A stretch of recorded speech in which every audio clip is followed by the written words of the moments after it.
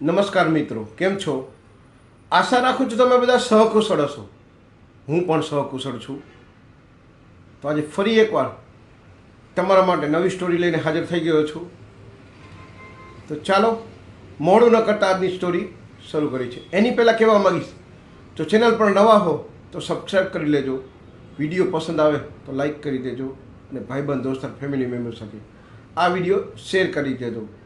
જે પણ બિઝનેસ કરતો હોય અથવા તો નાનો મોટો ધંધો કરતો હોય, જે નાનો મોટો ધંધો અથવા બિઝનેસ કરતો હોય એને આ વિડીયો શેર કરવાનું બિલકુલ ના ભૂલતા સાહેબ. તો ચાલો મોડું ન કરતાં આજની સ્ટોરી શરૂ કર્યું છે. એક ગરીબ મા અને દીકરો હતા. પપ્પા તો પહેલાં જ એક્સપાયર થઈ ગયા હતા. છોકરાનું નામ હતું રવિ.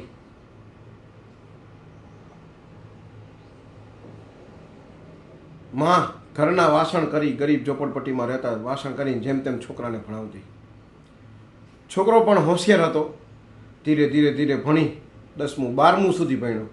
છોકરો મોટો થઈ ગયો. મમ્મી ઉંમર વધતી જતી, કામ પણ ઓછું કરી શકતા. 12મા પછી છોકરાને થયું કે હવે મારે કમાવા માંડવું જોઈએ, કારણ કે ગ્રેજ્યુએટ માટે કોલેજની ફીસ ભરવાના પણ પૈસા નહોતા. ખાલી ખાઈ શકે એટલું માંડ ટકનું લાવી ટકનું ખાતા, એવી પરિસ્થિતિ હતી. છોકરાને વિચાર આવ્યો હવે મારે કમાવા માંડવું જોઈએ, કોલેજની કંઈ જરૂર નથી કે, અને કોલેજની ફીસ ભરવાના પૈસા પણ નથી.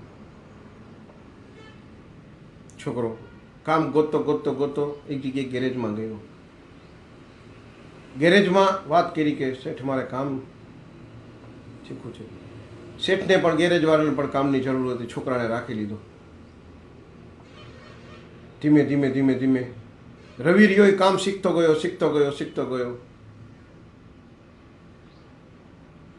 2-3 વર્ષમાં તો છોકરો ગેરેજમાં ગાડીઓ રિપેરિંગ કરવામાં માહિર થઈ ગયો. ઘરની પરિસ્થિતિ પણ સારી, ખાતે પીતે એને એની માં બે શાંતિથી જીવતા. ધીમે ધીમે એને વિચાર આવ્યો કે હવે 4-5 વર્ષ આપણે શીખતા અનુભવ થઈ ગયા છે અને લગભગ હવે મને બધું કામ ફાવી ગયું છે, તો મારે એક ગેરેજ, નાનું એવું મારું પોતાનું ગેરેજ ખોલવું જોઈએ. ધીમે ધીમે જગ્યા ગોતવાની શરૂઆત કરી. એક દિવસ એને જગ્યા પણ મળી ગઈ અને ધીમે ધીમે કામ એ ગેરેજનું, પોતાનું ગેરેજનું કામ શરૂ કર્યું. કામ ધીમે ધીમે ચાલતું હતું. એમાં એક દિવસ રોડ ઉપર જ એનું ગેરેજ હતું. રોડ ઉપર જ એક ગાડી ખરાબ થઈ. આજુબાજુ જોયું તો રવિનું ગેરેજ હતું. તો શેઠે એના માણસને મોકલ્યો કે જા તો ઓલા ગેરેજમાં જઈને ભાઈને બોલાવ્યો.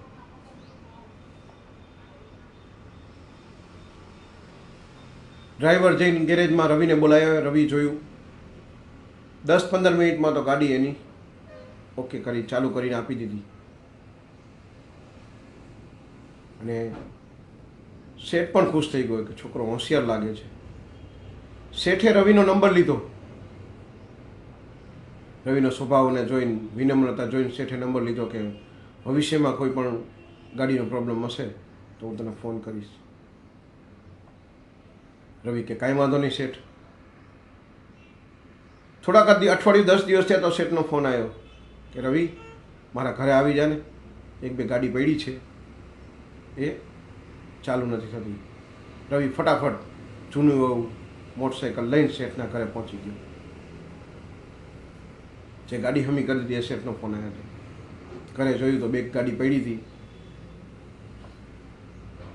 ગાડી ગેરેજમાં લઈ જાય છે ને ફટાફટ એકદમ ચકાચક સર્વિસ કરી અને મસ્ત ગાડી રિપેર કરી દે છે. શેઠને બીજી વાર પણ એનું કામ પસંદ આવે છે. પછી શેઠ એના ગ્રુપમાં વાત કરતો. શેઠ બહુ મોટો અમીર હોય છે, શેઠ બહુ રૂપિયાવાળો હોય છે. શેઠનું ગ્રુપ પણ એવું રૂપિયાવાળું હોય. એટલે શેઠના રેફરન્સથી રવિને ધીમે ધીમે ધીમે ધીમે ધીમે કામ મળવા માંડ્યું. એકનો રેફરન્સ, બીજાનો રેફરન્સ, ત્રીજાનો. અને શેઠ, એક શેઠ, બીજા શેઠને, બીજા શેઠ, ત્રીજા શેઠને, રવિનું કામ દિવસે ને દિવસે વધતું ગયું. જે મોંઘી દાટ ગાડીમાં જે શેઠ ફરતા, ખાલી 3 વર્ષમાં રવિ પણ એવી જ મોંઘી દાટ ગાડીમાં ફરવા માંડ્યો. અને આજે જે સમય હતો એ રવિને નીચે 15-17 જણા કામ કરતા કારીગરો. રવિ પણ એટલી જ મહેનત અને લગનથી કામ કરતો, જેટલા કારીગર કામ કરતા એના કરતાં ડબલ રવિ કામ કરતો. દિવસે દિવસે પ્રગતિ થતી ગઈ. વળી પાછો જે પહેલો સેટ હતો જેની ગેરેજ સામે ગાડી ખરાબ થઈ હતી, એનો ફોન આવ્યો કે રવિ કે ઘરે આવજે ને, કે ગાડી ખરાબ થઈ છે. રવિ ફટાફટ એની મોંઘીદાટ ગાડી લઈ 2 કારીગરને સાથે લઈ અને શેઠના બંગલામાં આવ્યો. શેઠને લાગ્યું કોઈક આવ્યું છે. ત્યાં રવિ ગાડીમાંથી ઉતર્યો હતો. શેઠને થયું ઓહો, આ પણ મોંઘીદાટ ગાડીમાં ફરવા માંડ્યો, હવે તો શું કામ કરતો છે, તો કામને અટશે નહીં. શેઠ મનમાં વિચાર કરવા લાગે, હવે તો એ કારીગર કામ કરશે, આ ભાઈ તો હાથી નહીં લગાવે. શેઠ વિચાર કરતા હતા તો રવિ આવીને ઊભી થયો. કઈ ગાડી છે? શેઠ કે આ ગાડી છે, જે ચાલુ નથી થતી ને કંઈક પ્રોબ્લેમ છે. રવિએ કીધું, 2 માણસ ચલાવ્યો તો કે તું ઓલું ચેક કર, તું ઓલું ચેક કર. રવિ ત્રીજી વસ્તુ ચેક કરવા માંડ્યો. 15-20 મિનિટમાં, અડધી કલાકમાં તો શેઠને ગાડી ચાલુ કરીને આપી દીધી. શેઠ પણ બહુ ખુશ થઈ ગયા. શેઠ મનમાં વિચાર કરવા લાગ્યો કે આટલો મોટો ધની માણસ થઈ ગયો, ગરીબીમાંથી આવીને આટલો મોટો 2-3 વર્ષમાં આટલો મોટો માણસ થઈ ગયો, અમારી જેવી ગાડીમાં ફરવા માંડ્યો. પણ તોય તમે જુઓ તો એ જે અભિમાન નથી, વિનમ્રતા કેવી છે. અને આજે પણ જેટલું કારીગર એનું કામ નથી કરતા એનીથી ડબલ કામ કરતો હોય છે. સાચી આ નીતિ છે. એક સાચો આંતરપ્રેન્યોર એટલે કે સારો જે બિઝનેસમેન હોય એની આ એક નિશાની છે કે ગમે તેટલો માણસ મોટો થઈ જાય તો એ કામ કરતું રહેવું જોઈએ અને એના માણસો સાથે વ્યવસ્થિત વ્યવહાર કરવો જોઈએ. એ સાચા આંતરપ્રેન્યોરની નિશાની છે, એટલે કે સારા એક બિઝનેસમેનની નિશાની છે. અને મેઇન વિનમ્રતા તમારી પાસે હોવી જોઈએ કે તમારી બોલવાની ઢબ છે, કોઈથી અભિમાન ન આવવું જોઈએ. રવિ છે આટલો મોટો રૂપિયાવાળો થઈ ગયો તોય પણ જો ગાડી પોતે રિપેર કરે છે, કારીગર કરતાં પણ ડબલ કામ કરે છે. અને શેઠ સાથે વાત કરવાની રીત, અને અત્યારનો જમાનો જેવો છે, થોડો રૂપિયાવાળો થઈ ગયો એટલે એટીટ્યૂડ આવી જાય, ઘમંડ આવી જાય. પછી તમે કારીગર કામ કરવાનું છોડી દેશે. રવિ એક એ વ્યક્તિ માટે યાદગાર કિસ્સો છે અને પ્રેરણાદાયક કિસ્સો છે કે જે ખાવાના ફાંફા હતા ને એક મોટો માણસ બની જાય છે, છતાં એની વિનમ્રતા જોવો છે, એના માણસો સાથેનો બર્તાવ જોવો. આ બધી એક પ્રેરણાદાયક સ્ટોરી છે કે જે પણ ધંધો કરતા હોય, રૂપિયાવાળા એટીટ્યૂડ આવી ગયો, અભિમાન આવી ગયો છે તો ધ્યાન રાખજો. અને તમારો જે સ્વભાવ છે એ જ તમારો ધંધો વધારે છે.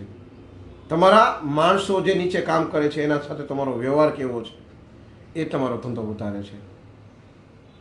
કારણ કે માઉથ પબ્લિસિટી છે એ જ સૌથી મોટું માર્કેટિંગ છે. એક જણાને તમે સંતોષકારક કામ કરી દીધું પછી એ બીજા જણાને કહેવાનું છે, બીજો ત્રીજા જણાને, 2, 4, 4, 4 એવી રીતના તમારું માર્કેટિંગ વધતું જાય છે. 1, 2 ને કે 2, 4 ને કે 4, 6 ને કે 4, 8 ને કે. માઉથ પબ્લિસિટી છે એ સૌથી મોટું માર્કેટિંગ છે. અને માઉથ પબ્લિસિટી ક્યારે થાય સાહેબ? કે જ્યારે તમે તમારા કસ્ટમરને સેટિસ્ફેક્શન કામ આપો, સંતોષકારક કામ, વ્યવસ્થિત સ્વભાવ, સારો જવાબ. આ બધી વસ્તુ છે તમારા ધંધાને નાનાથી ક્યારે મોટો કરી દે છે ને એ તમને ખબર પણ નથી પડતી. અને આવું જ કંઈક બન્યું છે રવિ સાથે. તમારી સાથે પણ બન્યું હોય તો કોમેન્ટ સેક્શનમાં કોમેન્ટ જરૂર કરજો કે હા મારી સાથે પણ આવું બન્યું છે. અને જે વ્યક્તિને એટીટ્યૂડ, અભિમાન આવી ગયો છે એનો ધંધો બંધ થતાં પણ સાહેબ વાર નથી લાગતી. એટલે તમે જો ધંધાદારી હોય તો સ્વભાવ વિનમ્ર રાખજો સાહેબ, વાણી મધુર રાખજો, કારણ કે તમારા વાણી અને વર્તન જ ધંધાને માઉથ પબ્લિસિટીથી ફેમસ કરે છે. તો આજનો વિડીયો જો તમને ગમ્યો હોય છે તો વિડીયોને એક લાઈક કરી દેજો. ચેનલ પર નવા હો તો સબસ્ક્રાઈબ કરી લેજો અને આ વિડીયો ભાઈબંધ દોસ્તાર ફેમિલી મેમ્બર સાથે શેર કરી દેજો.